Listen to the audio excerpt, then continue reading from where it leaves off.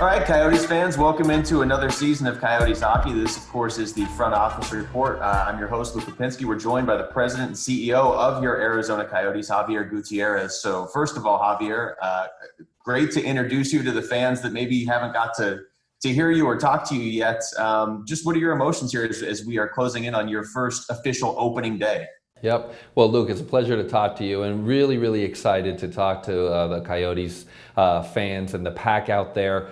I can't really describe the emotions. It's amazing. I mean, obviously, I've only been here for about 7 months, so I haven't had a chance to actually be at a game. The season had stopped. We had gone to a bubble, which really was disappointing because I really wanted to be with fans and I really wanted to be part of this community. And so I'm really excited that here we are, we're dropping the puck, we're playing against the Sharks, which is actually where I grew up, so it's kind of interesting to have them be our first opponent. But it's just wonderful. It's wonderful for me and my family. My wife Jerica, my son Javi will be here with me, and obviously for the Morello family. I know how special this is for Alex and his family, and for all of the Coyotes fans out there, and the Coyote fans in waiting, as I've talked a lot about. This is fantastic, and hopefully we'll have an opportunity to really bring back a Stanley Cup to the Valley. You mentioned, you've been here for about 7 months. They have been 7 very hectic months. So, I mean, can you just talk a little bit about some of the challenges you've faced, not just from stepping into this role on an NHL team, but doing it in the middle of a pandemic? And you mentioned there was a bubble, the team made the playoffs. Like, how has that been for you? How have you guided this team? Gosh, I've kind of kidded around with a bunch of my friends. The book is going to be amazing. Just of the first 7 months. I show up. It's in the middle of COVID. The season's stopped. We returned to the playoffs for the first time in 8 years, and we can't have any fans. And we're in a bubble in Edmonton. And then it's the hottest summer, by the way, in Arizona history. So let's add that. I didn't get furniture for the first 4 months. So I was literally sleeping on an air mattress.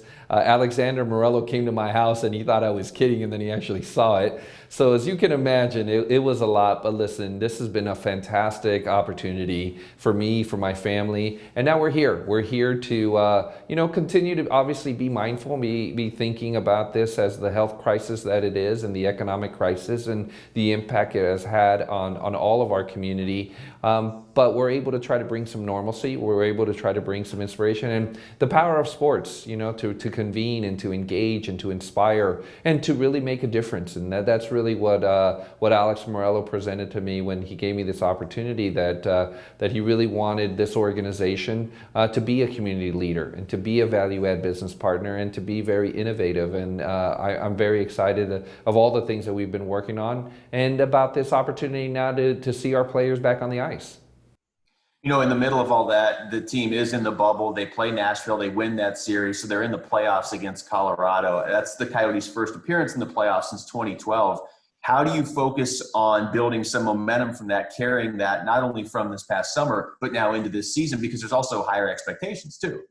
Absolutely. Well, listen, we are very committed to winning both on and off the ice. And in terms of on the ice, obviously we have a new general manager in Bill Armstrong, who I think has put together just a phenomenal staff. I think he was kidding around one day recently where he basically said he hired more people in the short amount of time that he's been here than the rest of the NHL combined. And we've really brought in some great individuals, and we've really focused again on innovation. We've focused a lot of resources on sports science, on sleep science, which I didn't even know there was such a thing as sleep science, and on recovery and human performance. And so I really applaud him for what he's doing there. And then we've also made commitments in terms of our ice.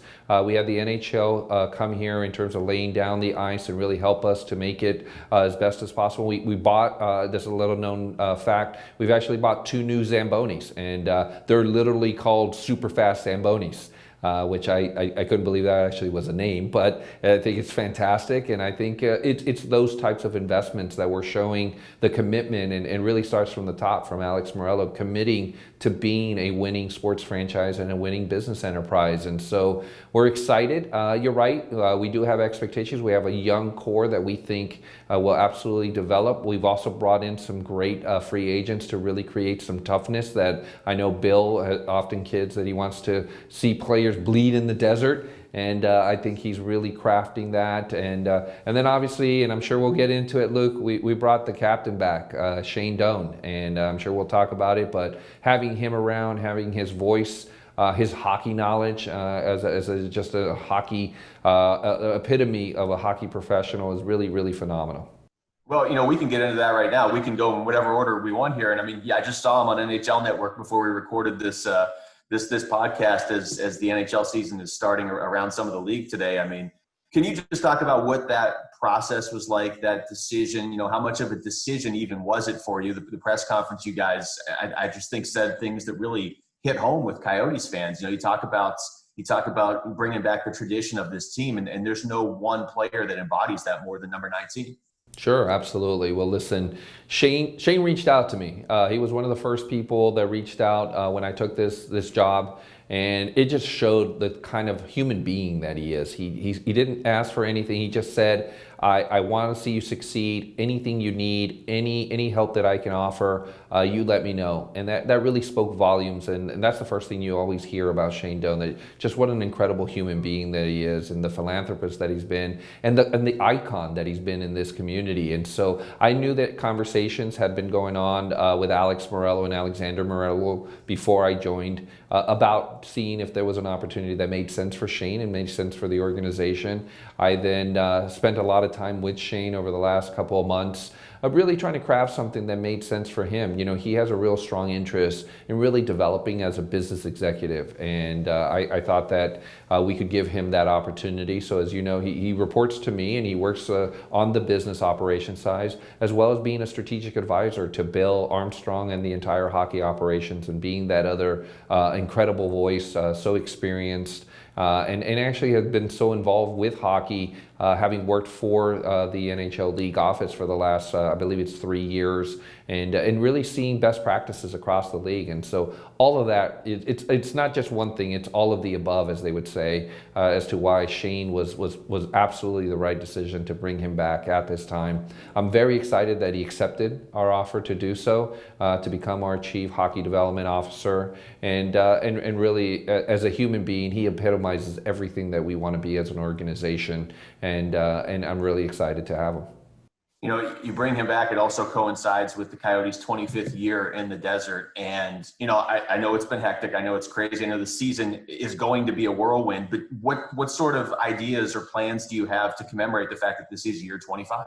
Sure. Well, we're really proud of our 25th anniversary. I think it's just an amazing testament to not just the organization, but really the rabid fan base that has really embraced this club for all of these years. And so we're excited to celebrate it, so much so that we're actually going to extend the celebration for not only this year, but for next year, when we hopefully have a full arena of fans, and we're able to do a lot more celebrating, not only within the games but before and after games, and doing a lot of things. But we're certainly going to celebrate this year. It starts with obviously wearing our Kachinas at home, both our black Kachinas, which we announced, but also our reverse retro jerseys that have been really, really, really well received. And so just utilizing the symbols and the throwbacks that really, really I think raise the memories of what this organization has done in the Valley. But we have a lot more in planned and a lot in store. We certainly are going to bring back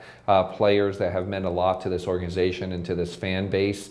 And we're going to do a lot in the community. We've been doing that since the moment I got here, of really being a community leader and really opening our doors again to not only our rabid Coyote fans, but our Coyote fans in waiting, and really reaching out and having people celebrate and share just how special it has been for the Coyotes to be here for 25 years.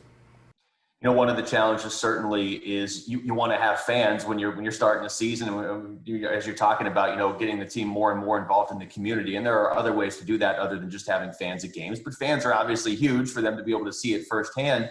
What can you tell us about, limited capacity fans, at least for January, and then we're going to see where we go from there? Sure. Well, we really want to thank the city of Glendale. They've allowed us permission to have up to 25% of capacity here in Gila River. And so that's about 3,450 individuals. And we've been working on this for several months. We have been really focused on keeping everybody, our players, our trainers, our coaches, our entire organization, and obviously our fans, keeping them safe, keeping them healthy, creating process and protocols that make people feel comfortable that they can have a great experience here. And it's been very comprehensive. It starts obviously with our partners at ASM. They are facilities managers not only here, but in 300 plus facilities around the globe. So they have this entire Venue Shield program, which is comprehensive protocols around the facilities, everything from sanitizing to social distancing. We're going to have pods of 2 and 4 individuals and mini suites of 4 and 6 individuals. So it's how we're managing the facility. It starts there. And then we've really embraced a bunch of innovative tech-enabled products and services in our protocols. So we're going to have a purely mobile and digital and contactless environment. Everything's going to live on our Coyote app in terms of your tickets and your parking and ordering merchandise and ordering food and beverage. We are going to have a grab and go sort of environment for food and beverage to sort of mitigate people standing around and creating contact. And then, we also partnered with Clear.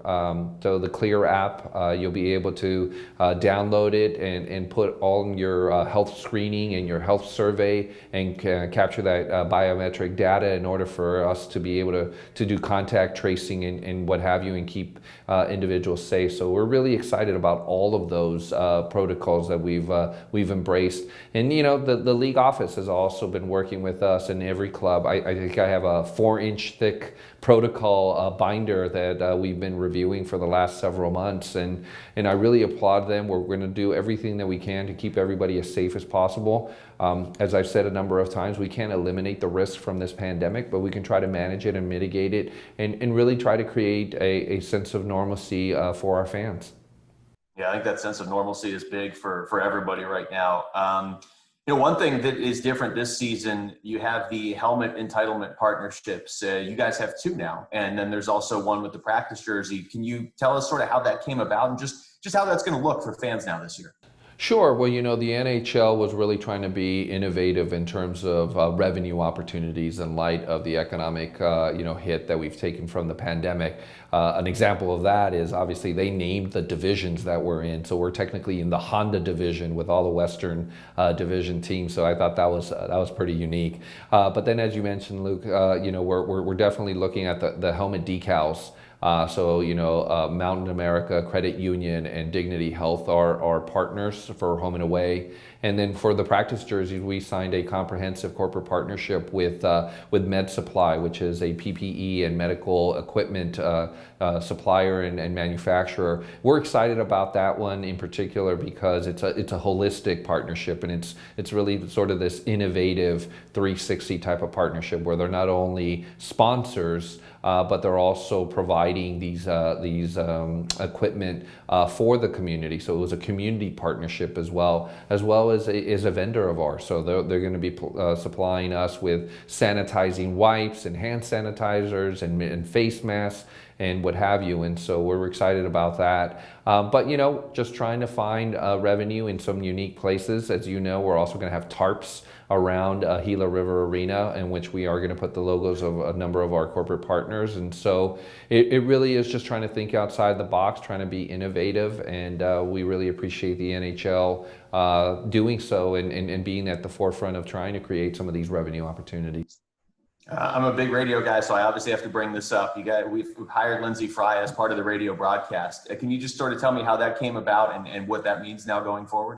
Yeah, I feel really lucky. I walk through the door and I have this incredible talent in Lindsey Fry, who, I gotta say, I can brag a little. She's a fellow Harvard alumnus, and so, that goes a long way with me. But what an incredible story, having been born here, raised here, becomes an Olympian, and then it's just really the model for youth girls hockey in America with our Kachinas program.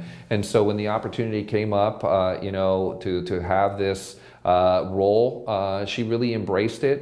We were excited to offer to her, and she's going to be amazing. She really is. She's so knowledgeable. She's been a player. She's been a coach. She's been a role model. And I just think our fans are going to love it. She's going to have incredible insight and really see things from a unique perspective. I think her voice is going to be incredible and very, very important. And we were just really, really excited to have her. And you know, it really goes again with our ethos of inclusion, you know, to have her be the third woman to be on radio for the NHL. I just think it just really speaks volumes of her, and it speaks volumes of what we're trying to accomplish here as an organization to really be at the vanguard and at the forefront. After this busy offseason, Javier, are you just ready to sit back and watch some hockey now? Absolutely. No, listen, we're going to continue to improve. We're here to win on and off the ice. We're here to be a model sports franchise and a model business enterprise. And so obviously the sport is what, you know, gets us all riled up. It's a sport of passion and of skill and of speed. And we're really, really excited to see our players back on the ice. And we really, really think that there's an opportunity for us to be successful and to really bring a Stanley Cup home here to the Valley. So I'm very, very excited. Well, Javier, thanks for the time. Let's get the season started. So for Xavier Gutierrez, I'm Luke Lapinski. To the fans, thanks for listening to the Front Office Report. Absolutely. Go Yotes!